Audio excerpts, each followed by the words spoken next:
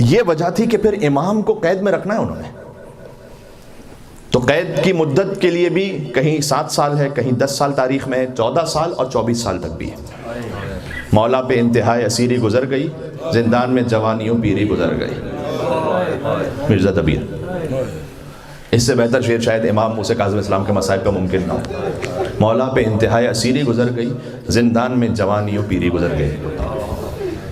اس سے بڑی کیا مظلومیت ہوگی کہ ان کے اپنے جد کے حرم سے گرفتار کیا گیا مدینہ میں، اور امام کو پہلے پہنچایا گیا بصرہ، امام موسیٰ کاظم اسلام بصرہ پہنچایا گیا۔ بصرہ میں ہارون کا چچا زاد بھائی جس کا نام ہے عیسیٰ کا تم رکھو اپنے پاس۔ 1 سال تک امام موسیٰ کاظم اسلام بصرہ میں رہے۔ اس نے خط لکھا 1 سال بعد، تاریخ میں خط موجود ہے، ہارون رشید کو، اور اس نے کہا کہ تو نے کس سید کو میرے پاس قید کے لیے بھیج دیا؟ اس لیے کہ جب صبح کی نماز سے فارغ ہوتا ہے تو اتنا طویل سجدہ شکر کرتا ہے کہ ظہر کا وقت آ جاتا ہے۔ اللہ اکبر۔ اور ظہر کی نماز کے بعد جب ظہر کی تعقیبات سے فارغ ہوتا ہے تو فوراً عصر کے لیے تیار ہو جاتا ہے، اور عصر کے بعد مغرب کی تیاری کرتا ہے، اور مغرب کے بعد یہ افطار کرتا ہے، اور افطار بھی 2 لقموں سے کرتا ہے، اور پھر ساری رات عبادت میں مشغول ہو جاتا ہے۔ تو نے کس سید کو میرے پاس قید میں بھیج دیا؟ تو میں اس سید معظم کو اپنی قید میں نہیں رکھ سکتا، اگر تیرے جواب میں تاخیر ہوئی تو میں انہیں آزاد کر کے مدینہ بھیج دوں گا۔ والی بصرہ کا خط بغداد کے حاکم کے نام۔ ہارون رشید نے فوراً ایک خط لکھا کہ انہیں میرے پاس بھیجو، اور پھر ہارون رشید نے امام موسیٰ کاظم اسلام کو اپنے پاس بلوایا اور سندھی بن شاہق کے حوالے کیا۔ سندھی بن شاہق جو یہودیت کی طرف مائل ہے، اس نے امام پر وہ بے تحاشا مظالم ڈھائے کہ پھر ایک وقت وہ آیا کہ امام علیہ السلام نے یہ فرمایا کہ خلصنی یا رب، پروردگار اب میری راحت موت میں ہے تو مجھے موت دے۔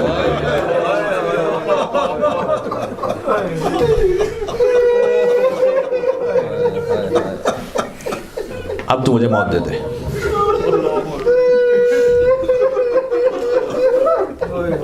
عزیزوں، جو امام سے سبق لینے والی بات ہے نا کہ فقہاء اربعہ، سارے صوفیہ، سارے فلاسفہ سب امام کے مخالف ہیں۔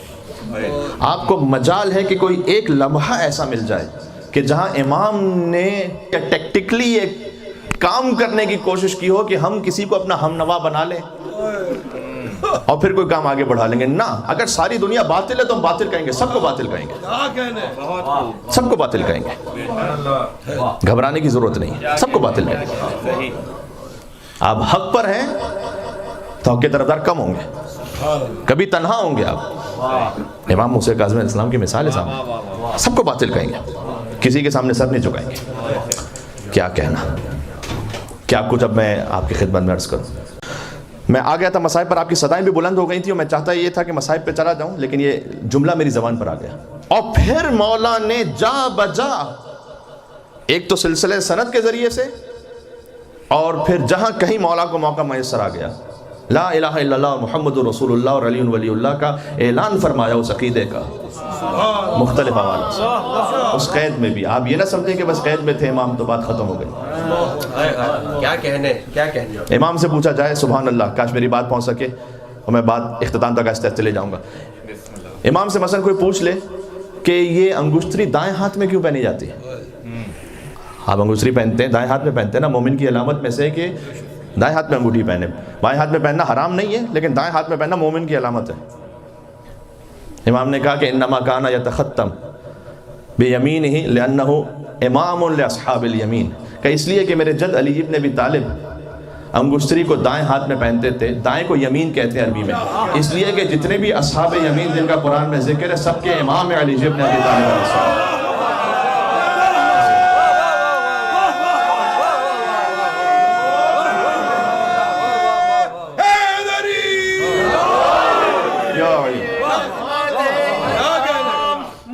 اب سمجھ میں آیا دائیں ہاتھ میں کیوں انگوٹھی پہنتے ہیں؟ اللہم صلی علی محمد و علی محمد۔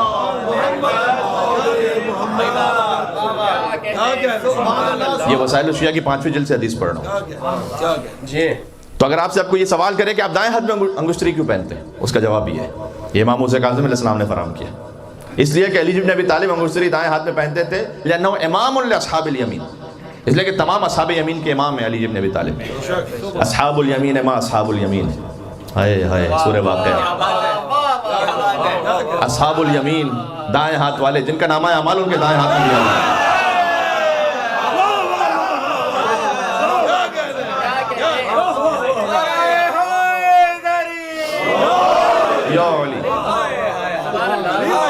جن کا نامہ اعمال ان کے دائیں ہاتھ میں دیا جائے گا. اللہ کہہ رہا ہے دائیں ہاتھ والے ما اصحاب الیمین. اور تم کیا جانو کہ وہ دائیں ہاتھ والے. وما ادراک ما لیلۃ القدر. تم کیا جانو کہ لیلۃ القدر کیا ہے. تم کیا جانو کہ اصحاب الیمین کون ہیں. فی ظل ممدود وماء مسکوب وفاکہۃ کثیرۃ لا مقطوعۃ ولا ممنوعۃ. کہ یہ دائیں ہاتھ والے وہ ہوں گے کہ جو ان پھولوں کے ساتھ ہوں گے کہ جن میں کانٹے نہیں ہوں گے. قرآن پڑھ رہا ہوں یہ.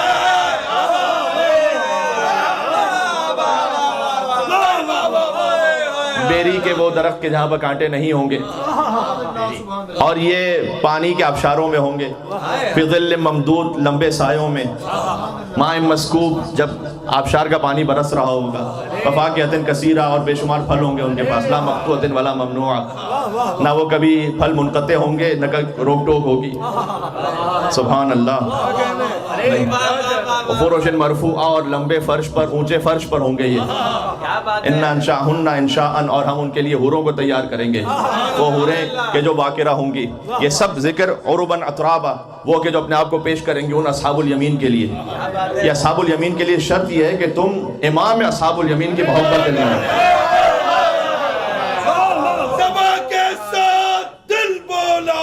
علی مولا نبی بولا خدا بولا. علی مولا ہر ایک میزان میں تولا. علی مولا علی مولا. نعرہ حیدری. برائے حصول معرفت نور الہی بلند تر صلوات.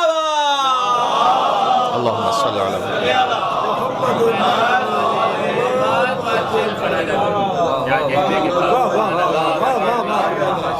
ہم نے تو کل کا موضوع دے دیا بھائی. اللہ نور السماوات والارض مثل نورہ کمشکاۃ فیہا مصباح المصباح فی زجاجۃ الزجاجۃ کأنہا کوکب دری یوقد من شجرۃ مبارکۃ زیتونۃ لا شرقیۃ ولا غربیۃ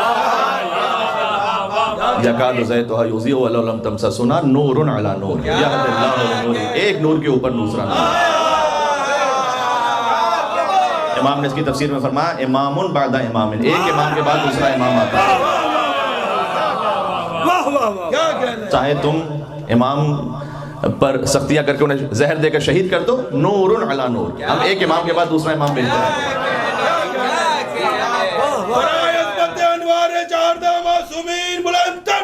اللہم صلی علی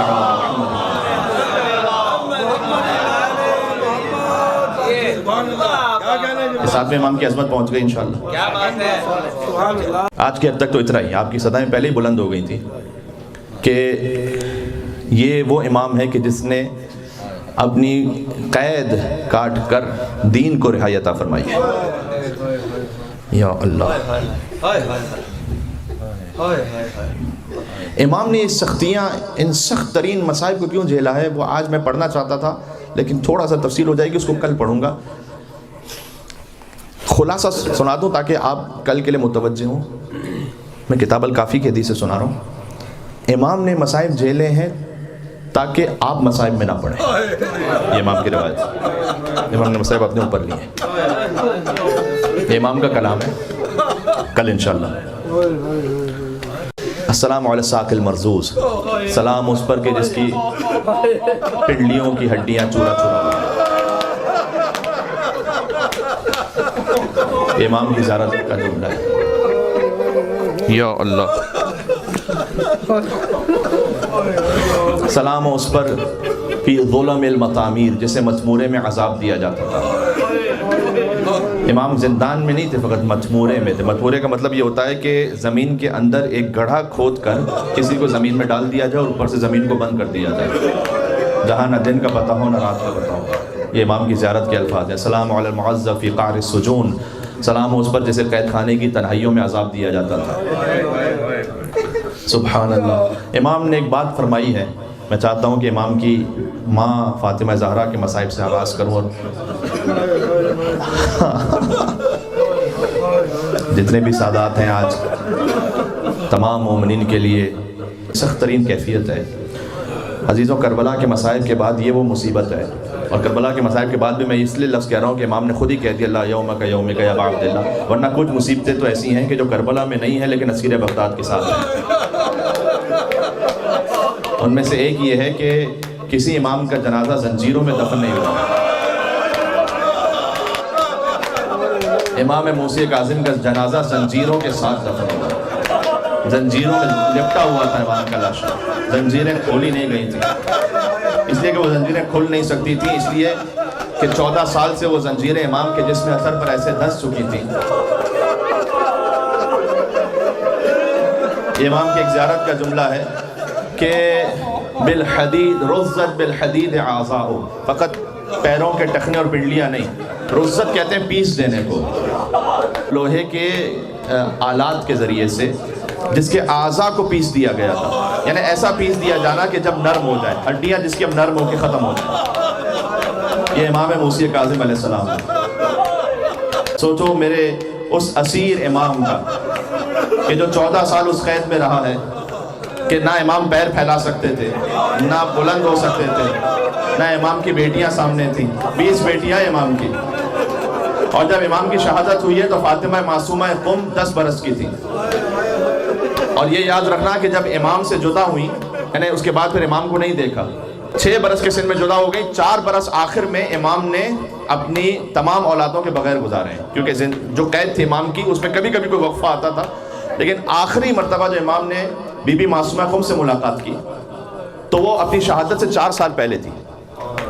اب مجھے نہیں معلوم 4 سال بیٹی کو نہ دیکھنا یہ زیادہ سخت مصیبت ہے، یہ ایک 4 سال کی بچی ہو کہ جو مقتل کربلا میں اور اپنے باپ کے بامال لاشے کو دیکھ رہی ہے، اور دائیں طرف کے گھوڑے بائیں طرف دوڑ جائیں اور بائیں طرف کے گھوڑے دائیں طرف دوڑ جائیں، اور لاش کا عالم یہ ہو جائے. عزیزوں مجھے معاف کرنا، آپ کی صدائیں بلند ہو رہی ہیں. حسین کے لاشے کا عالم یہ تھا کہ بچی باپ کے لاشے کو پہچان نہ پائی. ارے سکینہ کیا زینب آگے سوال کیا انت اخی حسین، کیا تو ہی میرا بھائی حسین ہے، کیا تو ہی حسین ہے؟ عجب نے لاش اثر سے آواز آئی ہو انتی اختی زینب، کیا تو ہی میری بہن زینب ہے؟ اس لیے کہ حسین نے کبھی بے چادر دیکھا نہیں تھا اپنی خواہر کو. میں ہاتھوں کو جوڑ کر کروں گا مولا، ابھی تو کوفہ اور شام کے بازاروں میں آپ نے نوکے نیزہ پر اپنی بہن کو بے مکنا اور چادر دیکھنا تھا. صاحب خانہ کی خواہش تھی کہ مصائب تفصیل کے ساتھ ہو، میں پڑھنے کا ارادہ رکھتا ہوں اس لیے کہ شب شہادت ہے. کوئی اور شب ہوتی تو شاید کسی اختصار سے کم لے لیتا، لیکن آج تو حق ہی ہے. سبحان اللہ. خود امام موسی کاظم کے روایت ہے کہ اذا دخل شہر محرم لا یرا ابی ضاحکا، امام رضا فرماتے ہیں کہ جیسی محرم کا چاند دیکھتے تھے نا امام کاظم، انہیں کوئی ہنستا ہوا نہیں دیکھتا ہوتا، یعنی سارا محرم امام کبھی ہنستے ہی نہیں تھے. اور پھر جب عاشور کا دن آتا تھا تو امام کا غم اتنا بڑھ جاتا تھا کہ تڑپ تڑپ کر کہتے تھے یہی وہ دن ہے جب میرے جد کو مارا گیا، یہی وہ دن ہے جب میرے جد کو شہید کیا گیا. میں ہاتھوں کو جوڑ کے عرض کروں گا، اے مولا آپ کے جنازے کی بے حرمتی ضرور ہوئی ہے، آپ کا جنازہ بغداد کے پول پر پھینک دیا گیا تھا، رکھا نہیں گیا تھا، پھینک دیا گیا تھا. دعا کرو کوئی ایسا شخص قرآن نہ اٹھائے جیسے قرآن اٹھانے کا حد نہ. موسی کاظم کا جنازہ بغداد کے پول پر تھا، لیکن میں جملہ کہوں گا، اے مولا لا یومک یومک یا ابا عبداللہ، آپ کا جنازہ بہرحال دفن ہو گیا تھا اس حسین پر سلام کے جس کا لاشا دفنانے والا کوئی نہیں تھا. 3 دن تک، ارے کبھی دیکھا ہے کسی غریب کا جنازہ بھی بے گور و کفن 3 دن تک پڑا رہے؟ یہ حسین کا لاشا تھا، رسول کے سینے پر سونے والے حسین کا لاشا.